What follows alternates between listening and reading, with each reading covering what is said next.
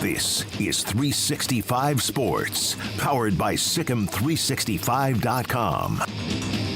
Welcome to the Triple Option. Here's your host, Paul Catalina. Welcome in. Here's the great news. This is the first time that Royden, Ogletree, and I have ever looked like we're the same or of similar height. Ooh, yeah. It is because he is not here in the studio, standing over here, lording over me, like I'm about to get picked last in kickball. But, and here's the other thing. All three, like everybody who's in here on Tuesdays is taller than me, but Grayson's a tall guy, Jack's a tall guy, Craig's tall. Like this when I come in, Garrett's very tall, and then like it's like they leave, and then a taller dude than all those guys comes in and Royden and makes me angry at God. You know, just he gave me other gifts, but I would trade one of them for height. A small one, just for a little bit of height. Look, I would never lord over you. Maybe like duke over you, but like I wouldn't like a lord of the manor. No, okay. I would never do that. Okay. Well, it's good. That's good to know. Royden is in Kansas City, where the Big 12 tournament is now underway, as Oklahoma State and UCF are playing now. And Baylor does not play until Thursday. So Royden, you're in a great city. You're in a great American city. I think the jewel of the Midwest, in my opinion. No offense to Chicago. Chicago is also a great city. But Kansas City is very fun. Lots of stuff to do. Lots of great barbecue, which, again, probably makes it better than most cities you can go to because of the barbecue. But you are in a great American city, and I hope that you take the time to enjoy it while you're not working. Yeah, Darby and I think, are going to go to Joe's first this afternoon after we get off of here. Heard incredible things, and if it disappoints me, I won't tweet about it or anything because I don't want to be roasted. But I think like get the ribs. I think at it's Joe's. going to be great. Get the ribs at Joe's. Ribs and fries. That's what you want at Joe's. When you go to Jack Stack, you get burn ends and the big beef rib. When you go to Q39, you get burn ends. And Jack Stack looked like a little bit like too pricey. Like I don't know if KWTX KWTX Media is going to pay for that, refund me for that one. Yeah. But I don't know. I don't know if I brought a good enough shirt to go to that. Okay. No, it's fine. I went in there in a polo. It's fine. You're good. I was there. Okay. I was there a month ago now. But yes, and Q39, those would be three good spots to go while you're there. And then there's other things with barbecue. It's a good city. They've got 4 and 5 star. They've got Michelin star chefs there. You know, they've got James Beard Award winners. I tell you this much: I love like an old city. I love old like railroad towns and things like that. Places that were hubs, and you come into this place and you kind of like drive into like almost like a valley. If you've ever been here, crossing over, and I was just looking at it, I was like, this looks awesome. I've never been to Kansas City. It looks like a really cool city. Yeah. So I'm happy. Yeah, I'm happy to be here. I'm happy I get to cover it. Yeah, absolutely. An awesome city. So enjoy it while you're there. Royden, maybe towards the end of the show, I'll get your thoughts on the Oscars because you are a movie expert. I am happy that the Oscars went to movies that people saw for the most part this year. Maybe Poor Things doesn't fall in that category, but it's a movie that people knew about. Because, like, the one thing I get about the Oscar, like, I don't like, and I don't like the idea, and you and I have talked about this before, that a movie that is popular can't also be great. I mean, like, I mean, like, the two things, for some reason, they're like, well, you know, look, I'll tell you, I think Avengers Endgame got kind of jobbed on some of the things because it was this big, gigantic event movie. But to pull that off and make that movie good and not just an overstuffed mess, which most of Marvel's stuff since that movie has been, like to pull that kind of a movie off deserves some awards, man. Like it's a lot harder to do that movie. And I know you're acting in front of a green screen 90% of the time, but it's a lot harder to do that than, you know, Anatomy of a Fall, which I know is really good, but like, you know, those are kind of commonplace. Well, it feels, you know, some of those movies feel like stage plays that they filmed, but the thing with Poor Things, actually, it won 4 Oscars. We'll talk about this later, but it's sneaky big winner of the night. it made like $100 million. More people saw that movie than you would actually think. And it's on Hulu now. If you haven't seen it, don't watch it with your kids in the room. Yeah. But it is on Hulu, so you can check it out. I will say this though about the popular films. They were popular films that were actually contending. Yeah. Like Oppenheimer's an immensely popular film, $800 million at the box office. So was Barbie. They kind of use that as ratings bait for the show in general. But they were absolutely always contending for awards, actually. And that is why people tuned in to watch it, not because it was like, oh, we threw Top Gun Maverick in here, so y'all would shut up about it. Yeah. And it was just like, yeah. So, but that goes all the way back to The Dark Knight, film bro telling you The Dark Knight is awesome. But like, that goes all the way to The Dark Knight not being nominated for Best Picture, now 15 years ago. Yeah. And that's where it started with the discourse of, oh, we just don't like popular films. But I digress. No, I mean, but it is. Like, that's the one thing that just drives me nuts is like, all right, well, and then you wonder, like, we don't have ratings. Nobody saw these movies, man. Like, they might be good, but like, no one saw them. Like, let them win Independent Spirit Awards. But like, you're the big dog here. Like, And also, it's an American, they have a foreign film category, and if a foreign film is really good, I get that it, like, breaks through. But, like, when you're telling me that some Norwegian movie is the best thing I've seen all year, like, most people are going to be like, well, I'm never going to watch it. Right. It's from Norway. Zone of Interest, which is actually, like, it's in German, but it's a British film, like, still hasn't come out yet. Like, you still can't, like, you can't see it anywhere besides like the coats. So it's interesting. Yeah, absolutely. All right. To the Big 12 tournament, Royden. I think the story going in to the Big 12 tourney is in fact Kansas. And it's been, look, Hunter Dickinson and Kevin McCullough out. They're not going to play in the Big 12 tournament. This is as much of a knee as you'll ever see Bill Self taking on something because he is trying to get them ready for March. Nothing they can really do now, especially with those guys hurt. Like, are you really going to try to push them out there and have them play when, even with them playing, you stand a really good shot at losing? What would be, look, the game they're going to play tomorrow is a home game. It's an absolute home game.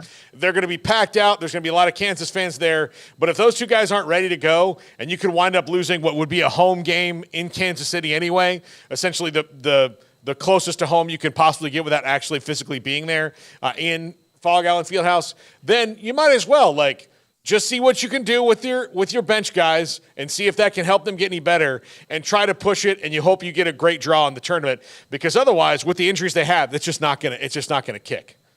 Yeah, and Hunter Dickinson, like, a dislocated shoulder, I believe it was, like, is he going to be ready to play for the big tournament? They said he is, but I mean, like, how ready, I think, is the question. Like, are you getting all of Hunter Dickinson, or are you getting 90% of Hunter Dickinson? Yeah, well, I would have set him for this anyway. They were always going to be like a 3 or a 4 seed, regardless if they, won this or not. I mean, maybe it vaults them. Maybe it vaults somebody like Baylor up a little bit higher than they normally would be. But I like a 2 seed. But I don't see where they could really help themselves. Only like stand to, hurt Kevin McCullough's knee a little bit more than it already is. You also, and we've bemoaned their bench play on this show before. You also have to get those guys that are on the bench reps. Like, you have to see, like, can they give me anything at all? And if they come out here and sneak out a win against it's either West Virginia or Cincinnati, who I believe play today, I would, so be it. That it's all gravy for Kansas at this point. But yeah, I agree with not playing them, to be completely honest with it. But yes, it is a very big punt for Bill Self, by the likes of which we probably never seen. And they'll probably never see again. I will say this, Garrett, I think are you with me on this? Yeah, I'm here. That everybody better enjoy Kansas whiffing on the roster this year. Yeah, they should. But at the same time, like, I think the Big 12 landscape has also changed. It's changing. And it's only going to get even more difficult. And I think Kansas is in a lull where they've been able to take things for granted for so long. And then Baylor, the emergence of Baylor, what they've been able to do under Drew recently has kind of helped that. But, dude, it's not like theirs to run away with anymore. And they're going to have, I don't think we're going to see this. Especially with Arizona coming in. It's going to be totally different. But the bad news again, I think the thing that helps Kansas fans in that get ready for it is that you already saw what happened when Houston came in. Right, yeah. And Houston was a team that they in no way respected at all. And now that they've been kind of forced to look at that in a different light. And now Arizona's a team that they probably do have a lot more respect for because they're more of a blue blood. Like, the only way you could, challenge that more is if Brett Yormark gets his wish and UConn finally gets there in the league, or Gonzaga. Like, those teams would bring that kind of respect to them. But I do think that Houston winning the conference in their first year, I know, that does not sit well in Lawrence, Kansas. Like, everywhere else that's used to not winning the conference all the time, right? Like, they're probably like, we were kind of hoping that these teams, but they knew Houston. They knew Houston was ready. They've been in the Final Four a couple times. They've been in the Elite Eight. Kelvin Sampson's been building this team for years. This is the culmination of what he's done. I expected to see them, as a matter of fact, kind of run through what's going to happen in the Big 12 tournament, since they just kind of sit back and watch and rest for a couple days. I'm curious to see what all those teams that get to sit for 2 days do, how much better that helps them. What does that mean for Baylor with Langston Love, who I think they're going to need to win the tournament if they want to win the tournament title, which if they win the tournament, that moves them probably from a 3 to a 2. That could be huge for Baylor, especially when I think even at a 3, they're probably going to get a pretty good draw, but at a 2, they could get a great draw. Yeah, I was interested to see, because they're both coming up here today. Both Houston and Baylor practice tomorrow, but they don't play until Thursday. It's a really interesting, we kind of got up here. We're like, we don't have anything to do for a minute. It'll be interesting to see if that time off, rest versus rust. I think Baylor needs all the rest that they can get. Houston, on the other hand, they're hotter than a pistol. So I don't know what that's going to do to them. Will they take it as serious? They're already they're a 1 seed lock regardless. We've seen teams, albeit Baylor teams, come up here that were great and just get run off the court by really good players on other teams. Granted, I don't think anybody else has Cade Cunningham on these teams, but it'll be interesting to see how they react to their first, Houston being their first Big 12 tournament. Will they? I'm not saying they won't care, but will it be as gun ho and as locked in as they've been seemingly the entire season, and just running roughshod over the entire Big 12. I'll be interested to see, or if somebody can, like BYU or, I don't know, Cincinnati or something like that, give them a run for their money. Yeah. Iowa State coming in on a bit of a cold streak, especially after losing to Kansas State by double digits, a team, Kansas State, that's probably not going to make the tournament without winning this thing. I mean, let's be honest here. I would give it a good bet that they could do it, because they it's as far as the betting odds. Yeah. I know we don't gamble, but the betting odds, they're plus 1,000. And with Kansas being injured, this is now their home tournament. I feel like it may have swung in that direction a little bit. I'd be interested to see if they get a boost from it being here as well, more so than Kansas. By the way, Johnny Dawkins and UCF is absolutely woodshedding Oklahoma State right now with 7 minutes and 40 seconds left to go in the game, 63-38. And this could bring Mike Boynton's run at Oklahoma State to an end. We'll see how they approach that. I think it's going to. It's unfortunate what happened to Mike Boynton after the NCAA's stupid, bogus, idiotic ruling that suspended them from tournament play a couple years ago. That's kind of derailed their recruiting a little bit. I mean, this is a dude who had Cade Cunningham and a lot of other good players on a team that I believe, that beat Baylor in 2021. Oklahoma State did, so you've got a good team. He had a good team built, and then they couldn't do what they wanted to do. And then here they are now, staring down what is going to be a 12-win season and a 4-win conference season overall. And it just, I think Mike Boynton is a much better coach than that. And he's probably going to have to take a mid-major job after this to prove it again. But here's what I think Oklahoma State's going to live to regret, and it's probably not completely their fault because of the NCAA, but they're going to probably let Mike Boynton go because of the last couple seasons and how they've gone. And then Mike Boynton's going to go somewhere, and win and get to the Sweet 16 of the tournament, and then somebody bigger than Oklahoma State, he's even going to hire him, and he's going to win there. Because the dude's a good coach. He's a really good coach, and I think that that's going to be kind of it's an interesting thing.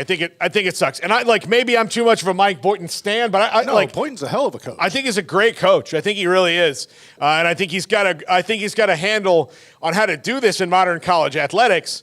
But I think he's also run up against a time where he's got unenthusiastic donors for the basketball program because of everything that's happened, and it just sucks. And maybe they think he wouldn't get Cade Cunningham now because of NIL, but heck, you never know, man. This is still a young guy who really knows what he's doing. I hate to see it for someone who I think has earned a good job in college basketball and will do it again. But yeah, I don't think it's good to the long term of the Big 12. But with Arizona coming in and everybody else, he's probably going to see his way out the door, and I hate that. What were the NCAA? What were the sanctions that they got? They were in the FBI scandal. And they fired that coach, and he went to prison and all that. And then the NCAA said, well, we're going to ban them from the postseason for a year. So they couldn't even play. They couldn't even play in the conference tournament because that's postseason. So they're out of everything. So they had that 1 year of no tournament. And then the thing that that derails them enough. But then you're like, okay, well, what about LSU and Kansas and these other teams in it? Well, nothing happened to them. They were able to successfully fight it. Oklahoma State was just the sacrificial lamb for the NCAA to be like, we can do things. Look what we can do. Well, we have didn't they stamps self-report? Didn't they self-report too? The NCAA was still by, No, it was just terrible. So, it's just bad. It's just bad. So, I think I don't know if they'll fire him today. After. Did you guys see the Utah State women's coach? That was yesterday. That was pretty pathetic how they handled that. So Utah State lost in their conference tournament and asked a question in the postgame. The coach, she said, "Well, I'm not focused on next year because I've just been told they're going to move in a different direction, and I won't be the coach at Utah State next year. I guess that's the last question." And then she left, and so.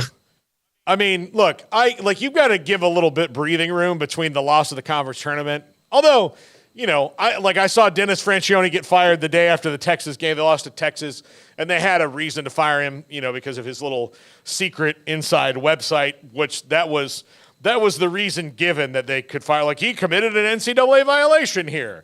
And the real reason was, it's not good. So we would like him to coach, but we'd like to coach against him because we know he's not good at this anymore. That was kind of their thing. But yeah, I think that was a weird thing from Utah State to, tell her she's going to go and then still trot her out there knowing that information. So. That is interesting just to be like, hey, don't say anything bad about us, but you're fired. Yeah. Listen, can we're going to, and maybe they told her before the tournament, maybe she knew then. But even still, you don't send her up there like that, though, man. No. I thought she handled it very, very classy. Yeah. Well, I'll say that. Very classy and did it the right way. Paul, I want to ask you before we go, if we go to the next subject here in a little bit, who stands the most to gain from this tournament? Is it somebody like Kansas State? who can move I don't think Kansas State has the depth to win this thing, having to, win 3 games in a row. But I do think that I think Baylor of everybody has the most to gain because they can move up a line. I don't think Iowa State can move up a line. I think they're pretty much where they're going to be. I think Tech is where they're going to be. Maybe Kansas could move up a line if they got hot, if everybody was healthy. But since we know they're not going to play, I don't think they're going to benefit from this at all. So, they're going to be a 4 seed. Baylor could move up a line. I don't know if anybody and maybe Tech could. of where they are now. But I think moving a 3 to a 2, I do think it's Baylor that could benefit the most. Like winning this tournament, which they still have not done. Like they've never won that tournament. National championship here, didn't win the tournament. Like they. I was saying that was the Cade Cunningham year. Yeah, Oklahoma State beat them, and they were still coming off COVID. And that was the best thing that could have happened to them, and the worst thing that could have happened to everybody else is they got like 10 days to not have to play in a game and get healthy and practice and get in the bubble and get used to things because they essentially they went – it was wild. They went out to eat in Kansas City, watched the game that was after them, got on the plane, went to Indianapolis, got in the bubble, and just started getting healthy and working.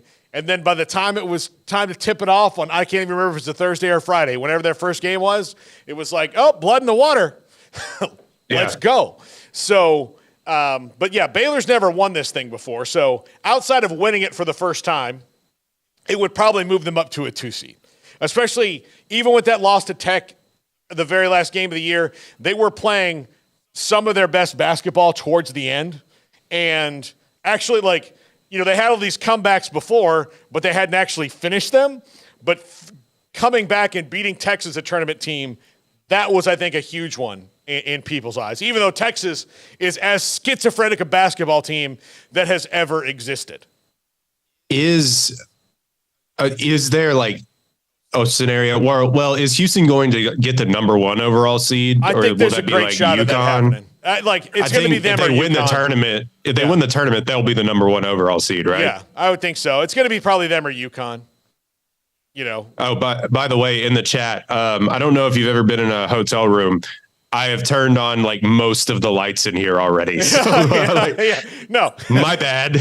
No, having done Zooms from hotels before, you're kind of like, all right, well, there's one time I remember trying to what lamp can I point at me? And then I look at the lamp and I'm like, well, this thing's not moving. There's no way. I have to pull this gigantic thing off the desk. There's some sort of decorative art in the middle of it. I'm not running that risk of calling down to the desk and be like, hey, someone broke this lamp.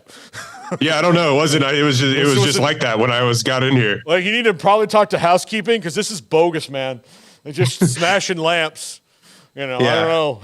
I do love going on trips to cover teams because it's there is a point where you could maybe explore the city a little bit, but if you've never been on business trips, it's mostly your hotel room. You got to get really used to being in hotel rooms. Yeah, it's really fun. Kansas City is a cool place. What hotel are you staying at, by the way? Are you downtown? It's Courtyard. I mean, to give it away, it's Courtyard Marriott is the media hotel, which is you could throw a rock and hit the T-Mobile Center right over here. So there's a grocery store that is near you called Constantino's.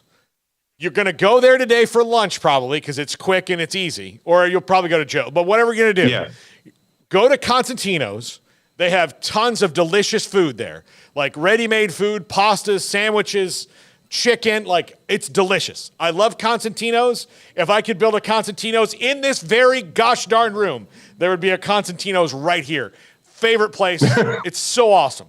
I took Amanda and Rami and Bree there when my brother-in-law and his fiance, and they had lived there, but it wasn't that whole area. The Power and Light wasn't a thing when they lived there. It is now. And Constantino's was they're like, oh my God. It's yes, it's beautiful. I cry when I go in there. It's just immaculate.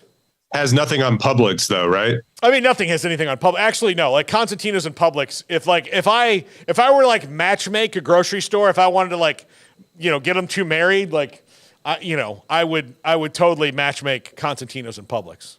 For sure. I have to check it out. I love a good this is so just older millennial. I love a good grocery store. Oh, hey, I love to go if you're making food ready to eat, hey. And delicious food. It's not just there's a lot of grocery stores that have food ready to eat, and then you eat it, and you're like, oh, this is just out of the garbage can, wasn't it? Oh, now I know why you use these potatoes for this potato salad. They had spuds in them already, so they were already starting to be new potatoes after the snow. It's great. So go there. I will ask you this real quick. Why it seems to me that Kansas City is like primed to have an expansion NBA basketball team. They like want it so bad. It feels like down here. They have the arena right down in the middle. It's why they built downtown area. That's why they built it. That's why they built it, was to get the an NBA team. And the Kings used to be there. The Sacramento Kings used to be the Kansas City Kings. Vegas is going to get NBA. Like if they're going to give us 2 NBA teams, I think Vegas and Kansas City are the ones who deserve them the most. I think it'll go back to Seattle though, right? Oh yeah. Vegas, Seattle, Kansas City. Give us a 4th team. I don't know. They'll probably roll out, like, now this is NBA talk, but they'll probably like roll out expansion and it's like, here, Seattle, shut up, we'll give it back to you. But Vegas seems to like be in the prime running for everything, including the Oakland A's. So they're going to have 3 major sports teams here or 4 here in a minute. Stanley Cup winning hockey team there. Yep. So yeah. Exactly. So, I mean, they're primed for an NBA team, but I just like looking down here, I'm like, the way they support all of their stuff in Kansas, like, I mean, obviously the Chiefs and the Royals when they're hot, why don't they have a basketball? It just doesn't make any sense. No, look, I could make the argument that there are cities that deserved. And look, the Thunder, like Oklahoma City, has supported that team wonderfully, and they've been great. Always wonder why they moved to Oklahoma City and not Kansas City. That's what I wonder. Like that. Now, look, turned out to be a good move for them. Like Oklahoma City loves that team. I'm not knocking it, but like I would have gone to Kansas City first before I went to Oklahoma City.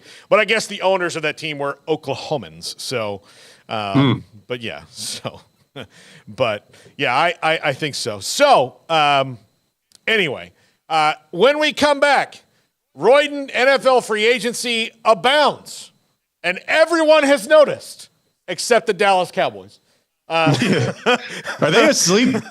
Everyone's noticed. And look, I'm not a big first day deals guy, but when you don't have a starting left tackle, middle linebacker, center, running back, and you need to upgrade your wide receiver position, and there's guys out there that could help you do that, I may be of the belief that you should at least pick up the goddamn phone. But yeah, I mean, maybe they say no. But watching Derrick Henry go to the Ravens and watching Saquon Barkley go to the Eagles and watching Austin Eckler go to the Commanders, and I know that running backs have a short shelf life, but you don't have a starter right now, today. And the guys who would be the best at that are all going other places.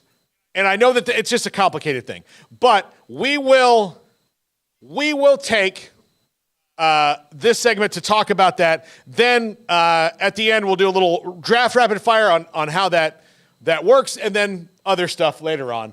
This is the Triple Option on 365 Sports. If your business is like most, you need things done quickly. But if you're still tying your critical applications together on multiple shared public networks, you've probably been feeling the slowdown. And that's no good for business. A private UPN fiber network can get you and your business moving at the speed of light. Whatever you need, we can build it. Internet, Metro Ethernet, Waves, dark fiber. We deliver custom private networks and are focused on business customers only. Our next generation 100% fiber optic infrastructure offers you low latency and ultra scalable bandwidth with speeds up to 100 gigabit to run your critical applications. Your connection won't be limiting your performance anymore. It's diverse and scalable, so it can grow and change as your business grows and changes. And with a secure carrier-grade private network, you'll have all the reliability you need. Contact UPN today to learn more. Fast just got faster. This is 365 Sports, powered by Sikkim365.com. Welcome to the Triple Option. Here's your host, Paul Catalina. Alongside Royden Ogletree, live from Kansas City, the heartbeat of America, home of Walt Disney. Really? Yes. Oh. Walt Disney's. He used to deliver newspapers in the freezing cold in Kansas City. Walt and Roy Disney. I do love how Disney World was like when you walk into Main Street, it's like the idyllic American town or whatever. That when I look outside my window at skyscrapers, I'm not seeing it. No. I mean, look, if you go to maybe old school Kansas City, there's there, like you can see, I went on a distillery tour. We were there and they were showing like old pictures. And then now that you say that, I'm like, yeah, that's Walt Disney, Kansas City right there. That he grew up in. So, people, our producers for the show were like texting Darby today or yesterday. And we're saying, see if you can find Travis Kelce. I'm like, he ain't here. No, he's in New York City. He's not here. He's in New York City. Yeah. No. No, they don't. Hey guys, real peek behind the curtain here. Most NFL players don't live in their city in the off season. It depends on the city. Honestly, like Dolphins players do. Oh, well, yeah. Cowboys players do because Dallas is inexpensive to live in by other place they could, but not all of them, no. I used to do a podcast with Orlando Scandrick and he would go back to LA every year. He's an LA guy. Green Bay players for the most part don't, You mean to tell me that Aaron Rodgers didn't live there all year? Well, I mean, it was part of the year in Green Bay and the rest of the year in a yurt. Yeah. In some silent retreat. Yeah. Drinking yak's milk and doing peyote. Sounds like the life, man. Yeah. You can do it, Occasionally emerging from the yurt to bang an actress or a witch or something, and then going back into the yurt. Mostly witches. Yeah. So, but yeah, that was Aaron Rodgers off season. So, UCF, by the way, tomorrow now will play BYU.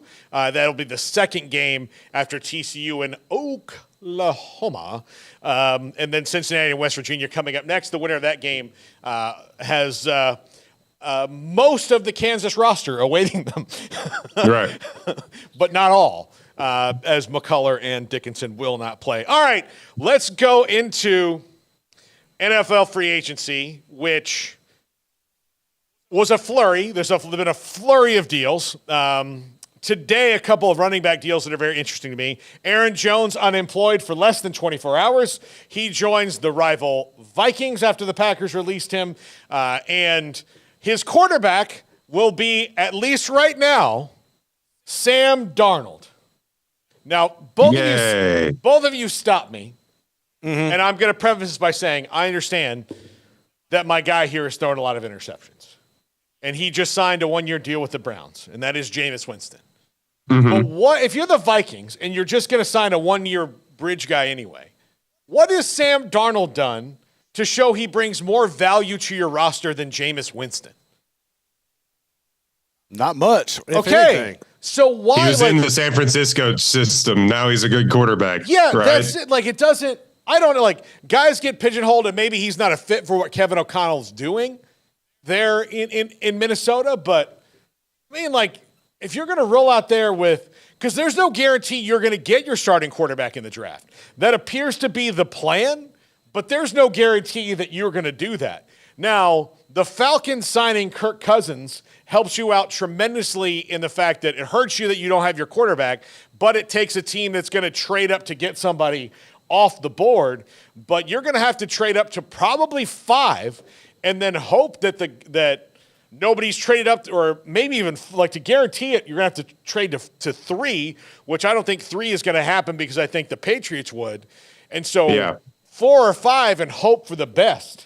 You know, well, the Patriots just signed Jacoby Brissett, so it's like, do they want to do the stopgap thing? I know we're going to talk about the draft a little bit later, but like, are they doing the stopgap thing and then going to take,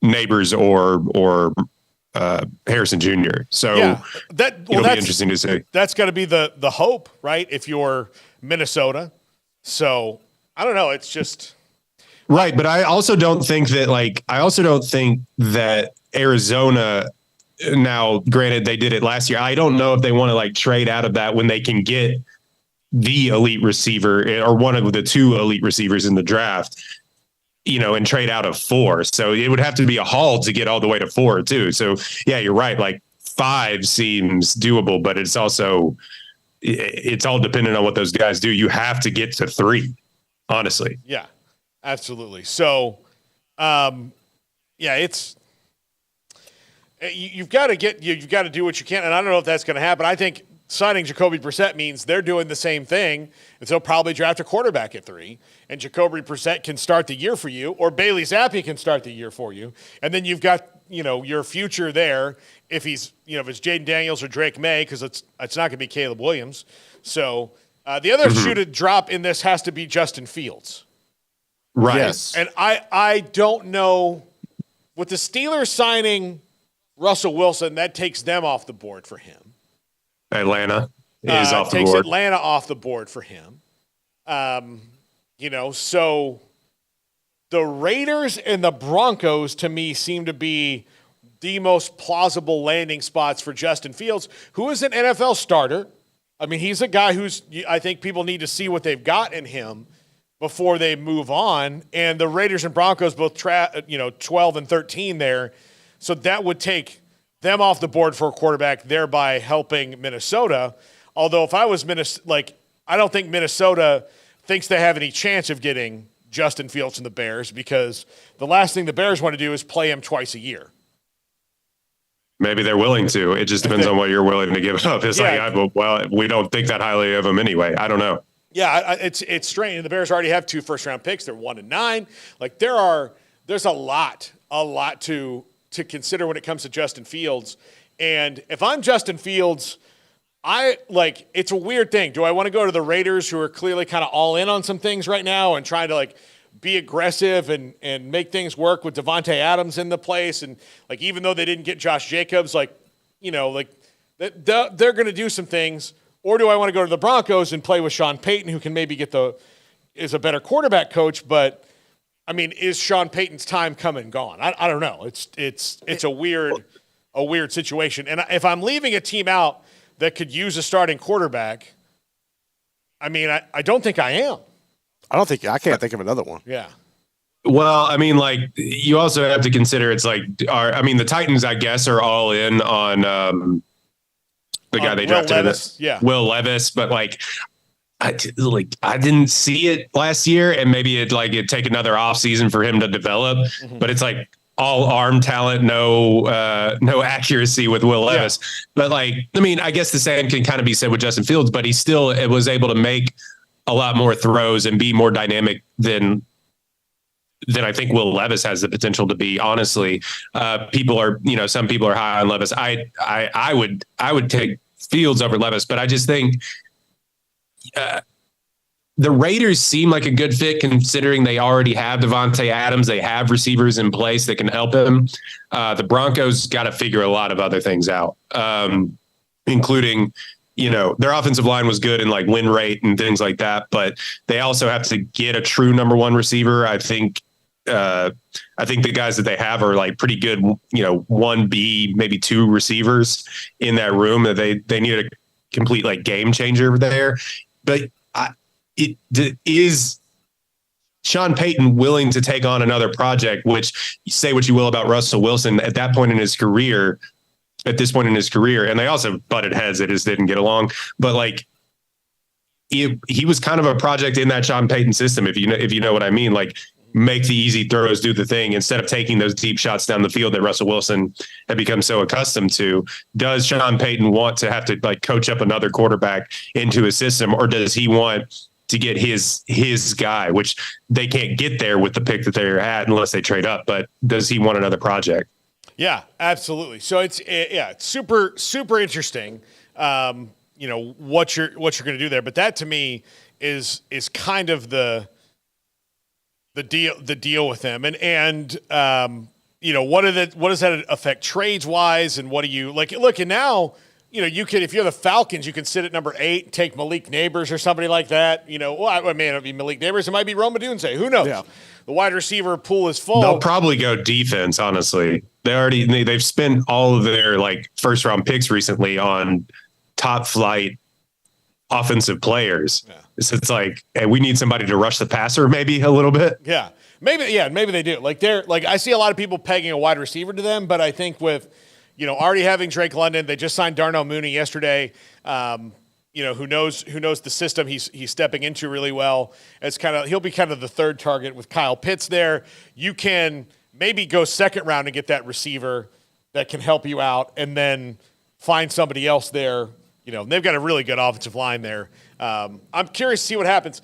Kirk Cousins has been paid $228 million per playoff win, by the way.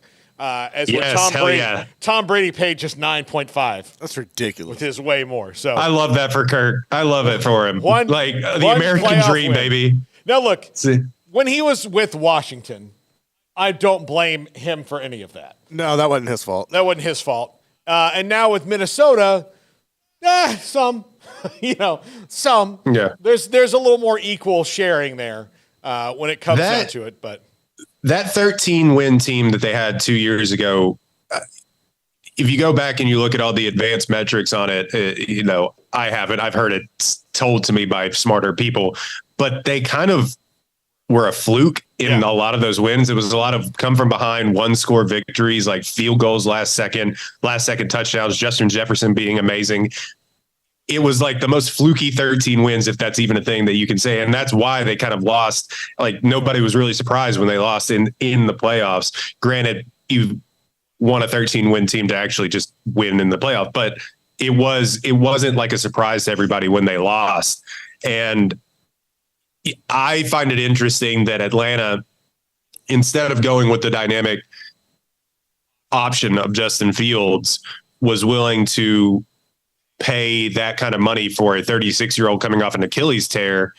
Obviously his medicals had to have checked out, but they really wanted somebody that was also in that system that they have now hired, but they wanted somebody that's just going to make the right read and do the right play, other than somebody that brings sort of a dynamic function in his running ability to that offense. But, Shahan Jayaraja pointed out on Twitter, and he was getting, quote tweeted and whatever, but like Atlanta didn't even try to sign Lamar Jackson last year. They would have had to given up picks, but they didn't even try. Mm-hmm. And now they pay Kirk Cousins that kind of money is really interesting. Yeah, absolutely. All right, let's take a break right here. When we come back, I want to talk briefly about another NIL hearing on Capitol Hill. Nick Saban was in this one. Joe Manchin said words, and some of them were like, sometimes they just come out and like you say one thing that's not wrong and one thing that's right, or that's one thing that's wrong and one thing that's not wrong, and like it just kind of cancels each other out. So let's sift through some of the facts when it comes to that and realize that, again, the Senate's not going to solve this thing. This is the Triple Option on 365 Sports. If your business is like most, you need things done quickly. But if you're still tying your critical applications together on multiple shared public networks, you've probably been feeling the slowdown. And that's no good for business. A private UPN fiber network can get you and your business moving at the speed of light. Whatever you need, we can build it. Internet, Metro Ethernet, Waves, dark fiber. We deliver custom private networks and are focused on business customers only. Our next generation 100% fiber optic infrastructure offers you low latency and ultra scalable bandwidth with speeds up to 100 gigabit to run your critical applications. Your connection won't be limiting your performance anymore. It's diverse and scalable, so it can grow and change as your business grows and changes. And with a secure carrier-grade private network, you'll have all the reliability you need. Contact UPN today to learn more. Fast just got faster. This is 365 Sports, powered by Sikkim365.com. Welcome to the Triple Option. Here's your host, Paul Catalina. Welcome in, Paul Catalina and Royden Ogletree. Today, the Senate held an NIL roundtable. A roundtable in the Senate. They like to do these things where they get around a table and discuss things that are problems that they have no intention of solving. So yeah, it would be like the three of us in here getting together and saying, like, hey, I think that people not returning their shopping carts is a problem that's ruining the soul of America. And then I get Garrett to say, like, listen, my kids see it, and they see a rude society that doesn't do things, and it's hard to bring them up. And Royden says, listen, cars get damaged in parking lots because people don't take them back to the cart roundup. And then I'll just say, it's easy enough to do. Maybe ask if you're having a little problem with your physical health. Ask the nice gentleman, like, hey, can you take this cart back to the roundup? I don't want anybody's car to bump into it. Or if you're just one of these lazy bastards who just leaves it up on the curb, just be unlazy. And then, all right, let's get to the solution of it. We've heard all the bad news. What's the good news? And we're like, I don't know. We just wanted to talk about this and shout into the void. And you came to us for solutions? Yeah. This is the Senate. Yeah. This is the American government. We don't have solutions. Come on. Yeah. So. I love. I got to be careful here, but I will say it's like when it comes to solving problems with college athletics, you know who I want on the job? Ted Cruz. Ballin'. Yes. Ted Cruz is going to figure this out, you know? Yeah. I'm like, oh, good. Ted Cruz, who votes on like the big stuff, but on stuff where he doesn't have to come back into town, won't. Like where he knows, like, they don't need me. I'm just going to be here ruining Houston sports. Team by team. I'm gonna show up. What? No, please. No, I'll be there. Oh, okay. He's like, might I remind you, I was there when they won the World Series. Yeah. But you also were there when all this bad stuff has happened too. And you're on a losing streak. So respect the streak, sir. But Joe Manchin was like, this is killing college athletics. We're taking away the student part of student athlete. And he's right about that. I do think he's right about that. Not that it's killing college athletics. Not at all. It's complicating college athletics. That's for sure. Killing it, no. They are taking away the student part of student athlete. And when a guy can transfer 4 times in 4 years, like, what? Like, how are you really going to keep up with an education at that point? You know, how are you? And I don't think, and what Nick Saban said is like, NFL coaches are telling them that kids are less developed and more entitled, even though they're staying in school longer because of NIL. And I think it's because like you will not develop as much if you keep changing. So part of it is just on the student athlete, and they've got to create a system that allows change, but is not just all change, because that's what it is right now. And here's the thing. They're all arguing this and trying to find it. Like, the answer is easy. Pay the athletes, collectively bargain with them, but their contract and getting paid requires them to work towards a degree. Add in bonuses for graduation. Like, if you do graduate from the program, you're going to get a bonus. All those things. Just pay them the money that you're already paying them now, but contractually obligate them to things and leave them you can still have a transfer portal out, but that voids the contract that you have between you and University X. That's all. It's pretty simple. Like, I know that the money is complicated and the union rules and all that, but just do that already. Say that's the thing. That's what we're going to do. And here it is. You can make all the NIL you want. We can't restrict your NIL in any way, shape, or form. But you are going to be of this university, and the way I would do it if I was college sports governing body is to be an approved NIL contract, you have to have tangible advertising results or materials. It has to be something like Royden Ogletree here for HEB. You know, when after a big game, I go to HEB to fill my cart and get ready for the next one. They have tons of healthy options, including the protein shakes and fresh almonds and all these things here. Life's better at my HEB. And then you go on. That's what they have to do. And I think if you put those into that, I don't think you're restricting anybody. You're just saying, like, listen, we need a contract. We want you here. You're also teaching kids about how life works. The value of the dollar, the value of the contract before they try to go get a bigger contract in the NFL. Yeah. I mean, not to say that like some kids don't know that already. It feels reductive to be like, well, they don't know the value of a dollar. And that's not true for a lot of these kids. But I will say it's not always greener. And I think that's kind of been the problem with a lot of this stuff is that the next thing is always the bigger thing. And I don't think that's true for a lot of these guys who kind of get stuck in these transfer portal hell, which we've seen reports on and by, I think, On Three of that, like, you know, a lot of these kids just don't find other schools. And so I think to keep people, I think there needs to be something done more to keep people in place. And that's just better for college athletics in general, if you can develop these kids at the place that they are. We've just seen that. It just is that, like, if there's continuity, sports are better. Just that's how a team works. And so you're right in saying, like, there needs to be incentives to get them to play out their remainder contract, or if you don't, null and void. Sorry, bye. Like, you don't get it. And they're like, oh, they didn't honor my contract. It's like, well, you didn't stay. Yeah. And that's kind of that's what it is. You'll get another contract with another place if they're able to offer it to you. Yep. You know, like, that's just how it is. So if you're going to do things professionally, set up a professional infrastructure. That's what you're going to have to do. And right. Like, and RX makes a good point in the chat, is like, correction, the athlete should resist employee status and go for profit ownership. Yeah. If only it was that fair.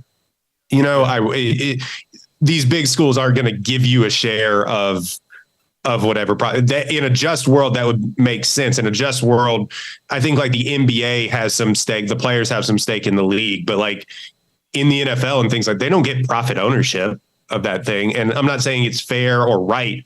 I'm just saying I don't see a world in which Alabama, the University of Alabama, is going to be like, hey, you own part of this TV deal now. That's just not how it's going to work. But I would think, like, the profit sharing agreement needs to come with some kind of, you know, hey, I know I'm going to get this here. I'm going to get name, image, and likeness. And yeah, he is right. The appearing in games on camera is name, image, and likeness. But, like, those things, again, bargain out, get in the profit sharing, have that contractually. You know, you have NIL and profit sharing is two completely different things, right? Right. So the profit sharing is one thing, and your ability to make name, image, and likeness is different.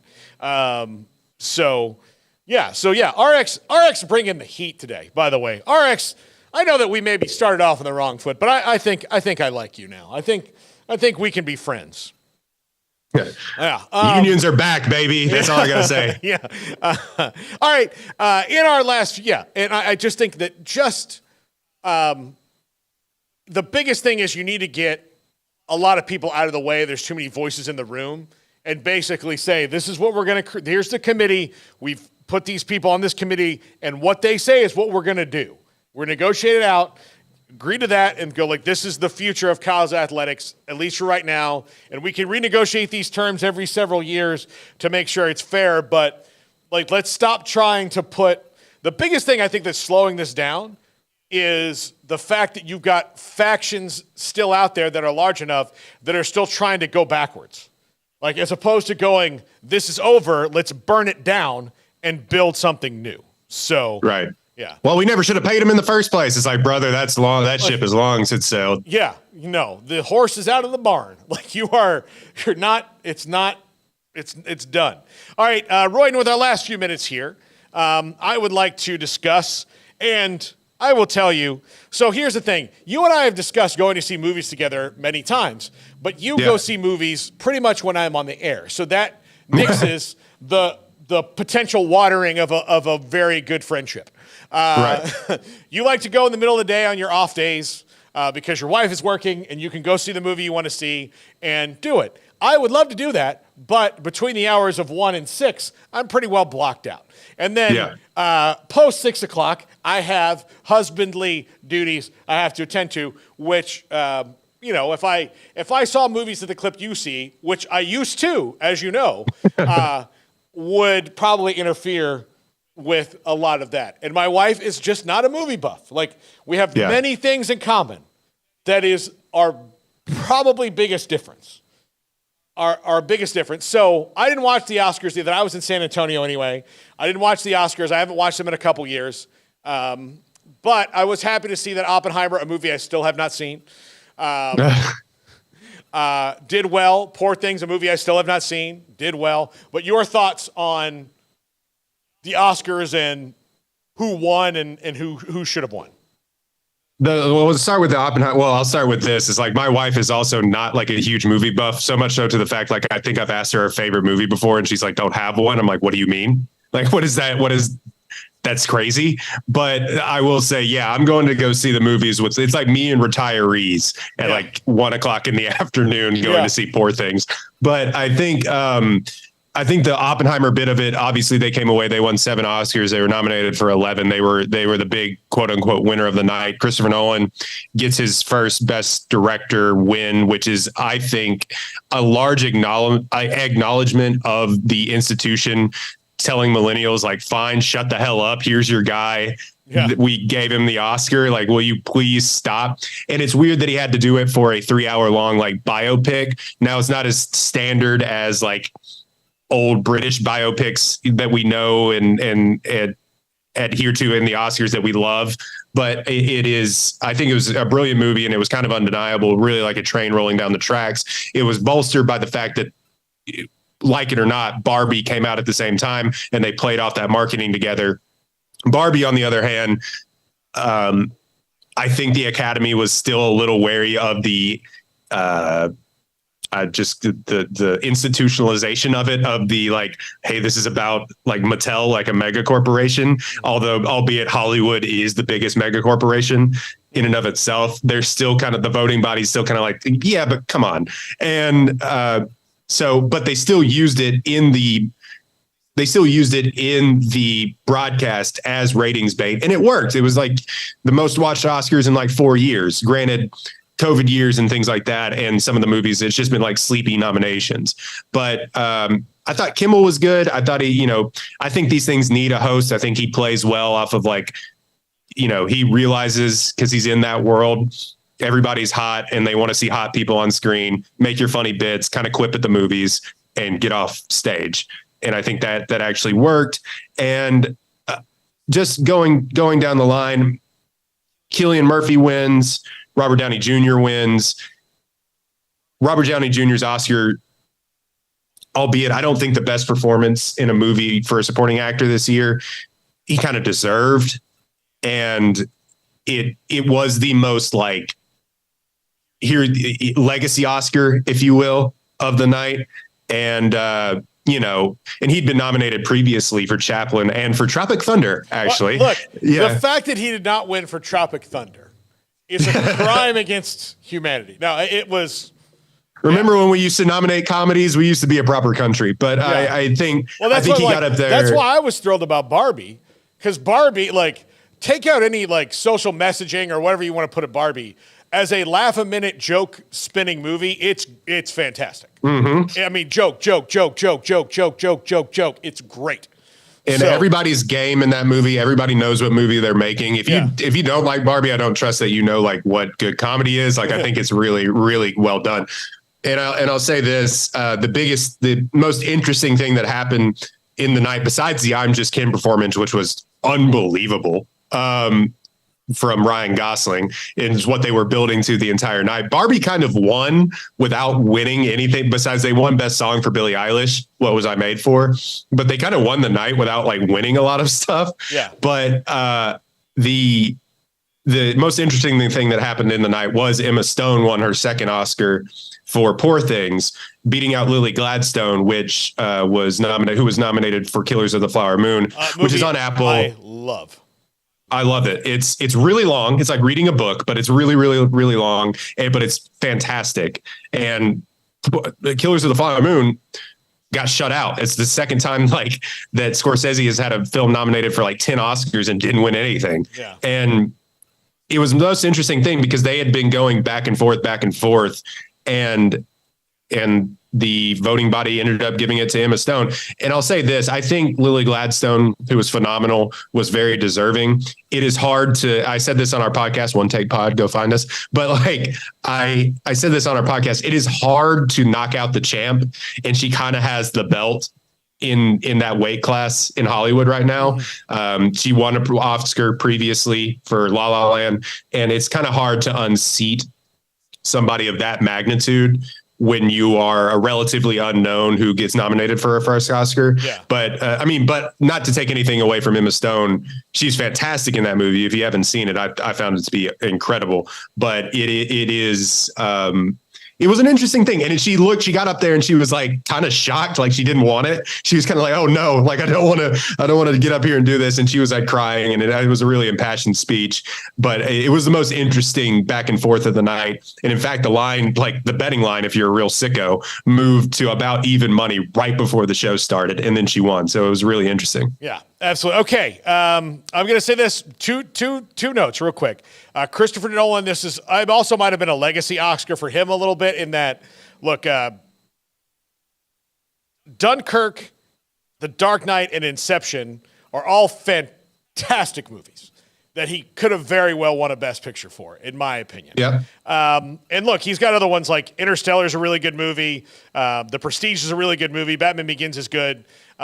Insomnia is really good. Memento is one of my favorites of all time. It was never going to win an Oscar, but it's one of those things where like this, like when I watched it, 24 years ago, I remember thinking like, this guy's going to do big things. Like this movie is written by a genius, which Christopher Nolan is. Also, you posted a link to an article from Vanity Fair the other day that was like, Ryan Gosling finally gets to be funny. He's been funny in like 8 or 9 movies. Like, it's unbelievable. Like going back to like Remember the Titans, he was like the comedic relief in Remember the Titans. Yes. Like, I don't know what we're doing here. Yeah. Outside, like he had one dramatic line in Remember the Titans, and it was like, put in Petey, he's better. And then Petey tells a joke. So he set up the joke in Remember the Titans. But the slander, and you said it, the slander for The Nice Guys, a movie written and directed by Shane Black with him and Russell Crowe. And I'm telling our chat room, if you've not seen The Nice Guys, you're all mostly dudes and bros. You will love The Nice Guys. It is so freaking funny.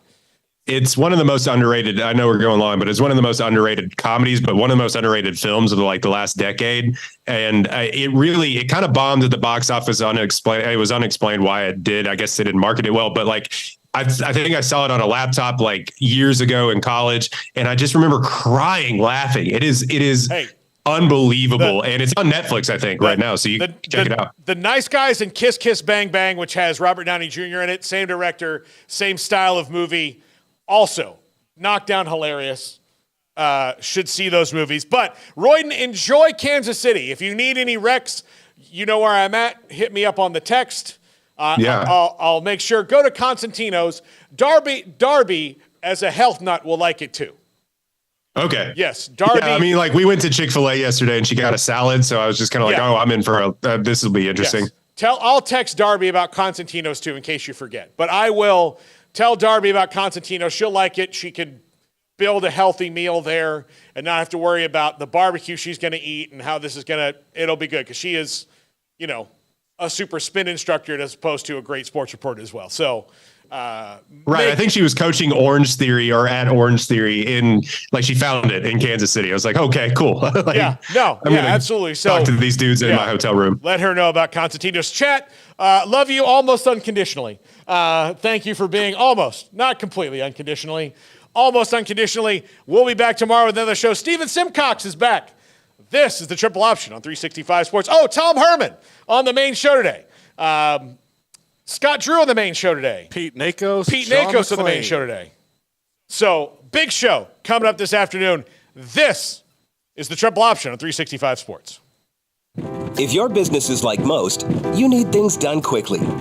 But if you're still tying your critical applications together on multiple shared public networks, you've probably been feeling the slowdown. And that's no good for business.